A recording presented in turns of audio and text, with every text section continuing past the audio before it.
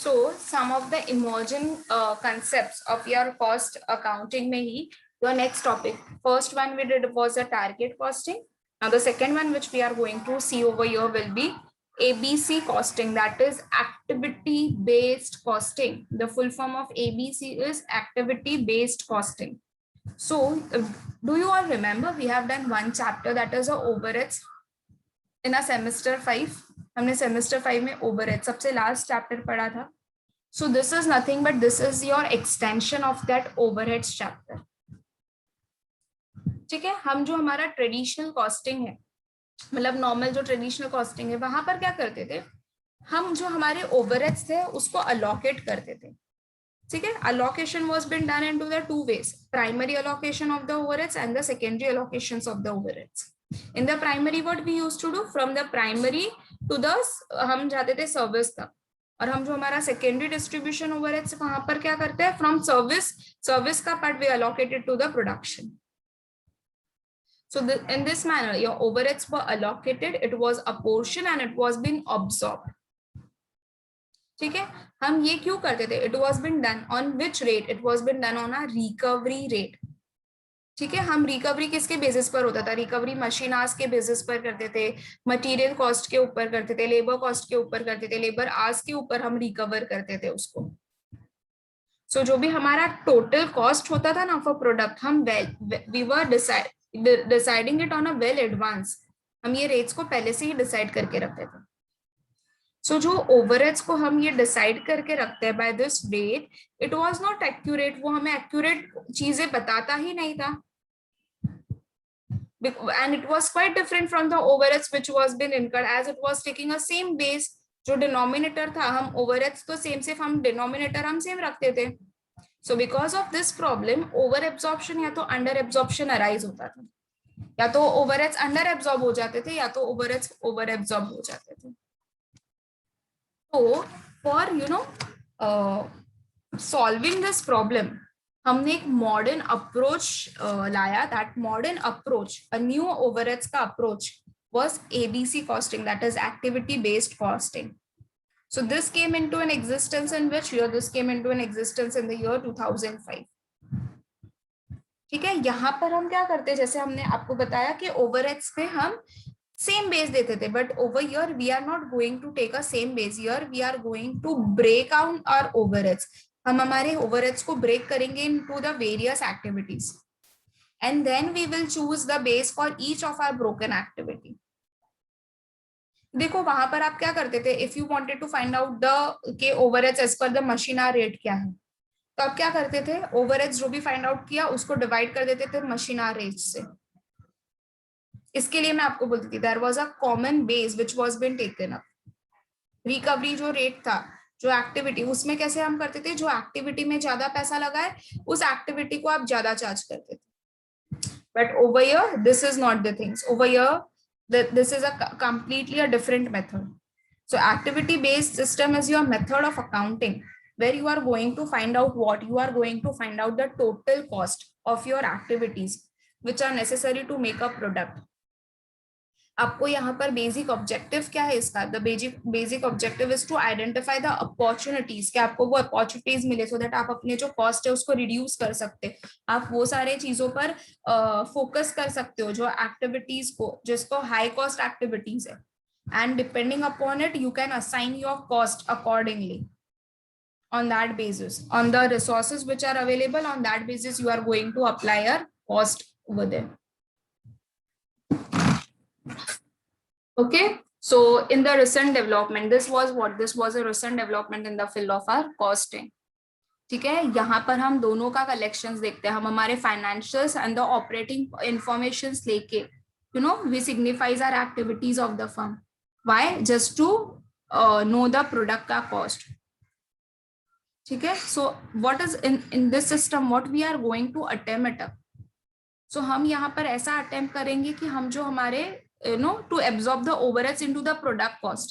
हम हमारे जो भी absorption होंगे हम उसको क्या करेंगे, we will absorb our overheads into the product cost on more of a reliable basis, because over here the cost will be grouped according to the drivers, Now here again I'm going to give you the two more important terms, the cost drivers and the cost pools. Now what are the cost drivers and what are the cost pools? Cost drivers का class मतलब होता है कि on which basis आप अपने जो cost pool activities है उसको apportion करोगे. Basis on which your cost pool activities will be apportioned will be known as your cost drivers. Or you can say that any element that would cause a change in the cost activity will be known as a cost drivers. And what are the cost pools then? मैंने क्या बोला? Basis on which the cost pools activities will be apportioned. So what are the cost pools? They are the expenses, they are your cost, which you are going to pay for whole of your activity. आप जो भी पूरे activity के लिए जो भी खर्चा करोगे, that will be known as a cost pool. ठीक है. से फॉर एग्जाम्पल आपकी मेन एक्टिविटी है कस्टमर ऑर्डर प्रोसेसिंग, आपको कस्टमर का ऑर्डर प्रोसेस करना है, तो उसके लिए अगर आपको डिसाइड करना है कि आपके कॉस्ट ड्राइवर्स क्या होंगे. सो फॉर एग्जाम्पल आपको जब ऑर्डर प्रोसेसिंग करना है, सबसे पहले आपको फाइंड आउट करना पड़ेगा what will be your order का वैल्यू. आपके वो कस्टमर कौन से है, ऑर्डर का सोर्स क्या है, न्यू कस्टमर है, ओल्ड कस्टमर है, कस्टमर का लोकेशन क्या है. तो ये तीन आपके क्या बन जाएंगे, ये तीनों आपके कॉस्ट ड्राइवर्स हैं. Then for example if you want to do the production, तो आप प्रोडक्शन में कॉस्ट ड्राइवर्स कौन कौन से यूज होंगे, कि कितने सुपरवाइजर्स लगेंगे, what will be my shift pattern, मेरे इंडस्ट्रियल रिलेशन इश्यूज कैसे होंगे, you will see the flow of your product from the assembly. फिर आपको जब पर्सनल को हायर करना होगा तब आपका कॉस्ट ड्राइवर्स क्या बनेंगे, तो recruitment activity, industrial relations, training requirement क्या है वो पर्सनल की. So they all are your cost drivers. So आपका जो प्राइम कॉस्ट है ना, prime cost that is your direct material, direct labour and the other cost together will be form your product cost. और उसमें आप क्या कर दोगे, you are going to add over your overheads as well, production overheads, administrative overheads, your selling and distribution overheads, research and development आप add करोगे. ठीक है. सो कुछ ओवरहेड्स हमें प्रोडक्ट कॉस्ट में इन्वॉल्व होगा, कुछ ओवरहेड्स ऐसे होंगे जो हमारे नॉन प्रोडक्ट कॉस्ट होंगे. So over there we are going to apply what? Over here we are going to apply our cost drivers. समझ में आ रहा है? So what are its uses? Let's study its uses. ABC किसके लिए use होता है? It is used to identify the inefficient product, department and the activities. जिसमें inefficiency हम easily identify कर सकते हैं. क्योंकि पहले हम क्या करते थे, ओवरहेड्स में ट्रेडिशनल में जिसका ज्यादा ओवरहेड्स होते थे हम उसमें ज्यादा चार्जेस करते थे. Over here we are dividing on the basis of the activities, हम एक्टिविटीज के ऊपर इसको ये करते हैं.